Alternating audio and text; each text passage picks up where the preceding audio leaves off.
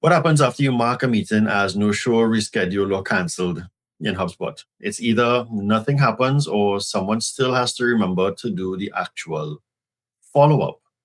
And that's where gaps tend to happen. Sales reps are managing a lot of activity and a lot of data and a lot of conversations at the same time. So sometimes follow-up takes a backseat or it's just missed altogether. The problem is that follow-up is one of the most important things when it comes to maintaining momentum in your sales process.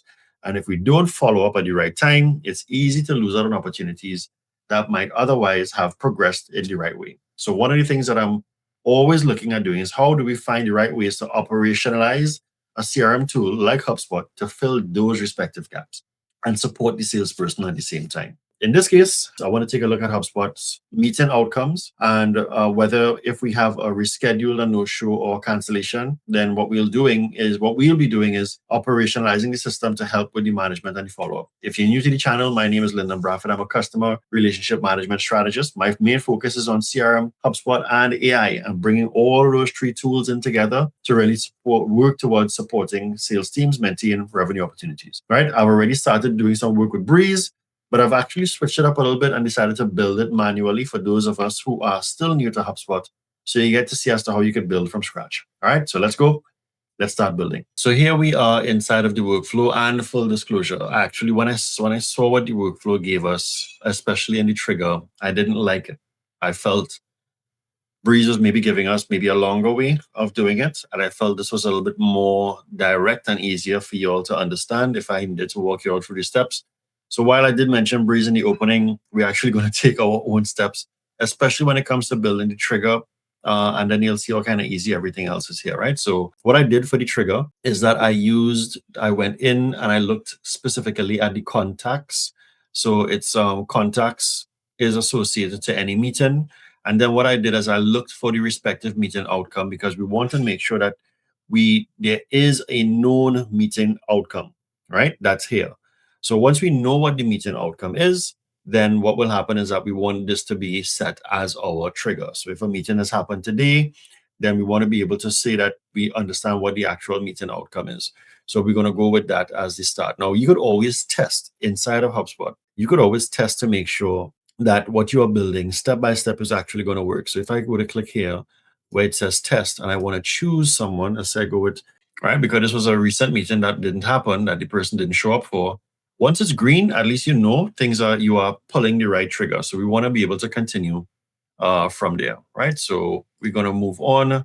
So the next step, I want to do this. What I want to do here is I want to save. Now, before I do that, you have the ability of either re-enrolling. HubSpot is going to always advise you if there's an instance where you cannot re-enroll, right? But you can, based upon the workflow that you're building, you may be able to re-enroll this particular meeting or this particular contact in this respective workflow, unless advised otherwise. We're not going to fight up too much with this in this particular scenario. We're just going to kind of work with what is it that we have here. So I'm going to click save, right? And then we want to build out what we will call branches, because remember that we are working with 3 scenarios. Now, inside of your workflows tool, you do have your 3 scenarios, right? You have 3 options that happens inside of your meetings. It could be where the person, so reschedule, it's a no-show, it's a cancellation. These are the 3 that we're actually working with. So I already have one grouping that's actually built out here. So what we want to do is that we want to create branches for the others. Now, you could go back again step by step in terms of what you want to build, but the easiest thing to do is I'm just going to clone this group. So if I were to go here and I did click clone, it now opens up into another group, and I'm going to call this one, actually, no, I don't want it here. My bad. I'm going to delete that group. I think I want to clone this branch, right? So I'm going to clone here. So this one is called rescheduled. When I clone here, this one is now going to be called no-show. And we're going to change this. So we want to edit the criteria. So we want the criteria to change from rescheduled to no-show. What I have here is going to be, and then I want to clone this one again. And this one is now going to be canceled.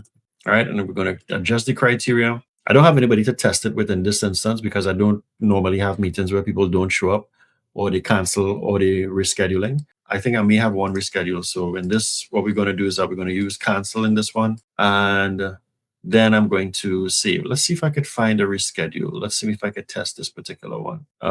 So this one is rescheduled. Oh, actually, I think I tested that already. So no show is no show and cancel is cancel. So we're going to save. And what you're going to notice is that it's going to open up in the respective branches, right?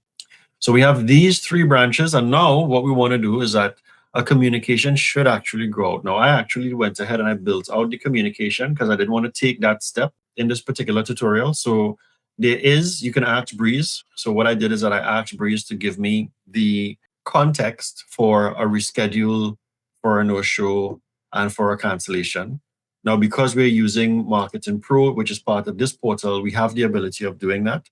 So what we need to do now is that if I were to click here, the objective now is once it falls into this particular bucket, we want a communication to be sent out to the customer. So we're going to be using the communication side of your workflows tool. And we're going to be sending an email, and this one is external. If you see send in-app in-app notifications, this is internal. Of course, it's straightforward. This is internal. You could also send an internal marketing email. You could also send a WhatsApp, but I'm not going to use WhatsApp in this particular instance. But again, communication-wise, you could also send your WhatsApp. So we're just going to send email, and it's going to be the enrolled contact of the person who you were supposed to meet with. And this first one that we're looking at is reschedule. So I'm going to look here, and I have reschedule built out already. And we are just going to click save. So that's one. And we're going to do the same thing here for no show. So I'm going to go back again here to where it says communication, send email. We're going to choose no show, and I'm going to click save. And then I'm going to do here canceled, and we have the communication built out already. So I'm just going to do canceled and save. Now, what if I didn't have it, right? So let's say this last one, if it's not met, if you wanted to build a respective communication. So if it doesn't meet any of these, it means that maybe the sales rep did not update what it is. So what you can do is that you could actually come here and you can still build a communication strategy, but this one could maybe more of an internal communication. So if you're doing this, you'll be sending an internal communication to the sales rep or the sales team or respective individual contact owner. And then you could actually build out what your message is. So your message could say, hi, and if I type in the word owner, well, for the enrolled contact, if I go to type in OWN, right? So this may be the owner. I had to put it here. So it can be hi, contact owner, missing information for this particular email. So, or update. Actually, let me put it down here. So if I move it from here, I'll come here, put it, and what I'll do here is missing outcome. And this is just going to be hi, contact owner, this an outcome, please updates. And that's it, right? So, and this will go to them in some particular way. So we got to have outcome, and you could also save that as here as well. So this could actually go to our manager or to a sales team. It's going to choose this here, and I'm going to click save. So at least you're making sure you're sort of covering all of your bases. Now, we want to make sure that this is going to work when we eventually make it live. So if I click test and I go with the person's name, because you should always have a scenario.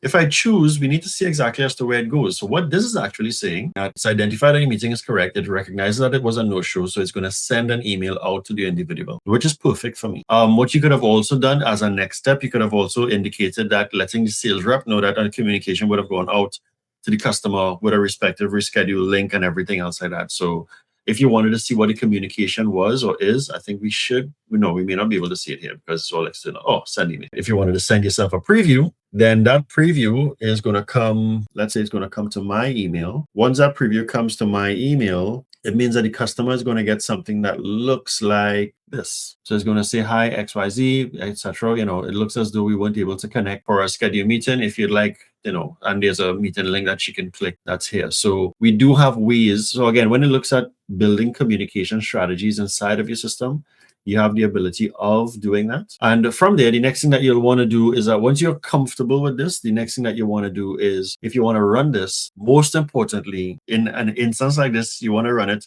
as a day forward, not necessarily retro. So which would mean that, well, it didn't give us the option of looking. Actually, no, it did give us the option. So, but we want to choose from today onwards. So any meeting that comes in from today that the outcome is any one of these, then this is what this particular workflow is going to do. And again, other things that we could have done, we could have created a task.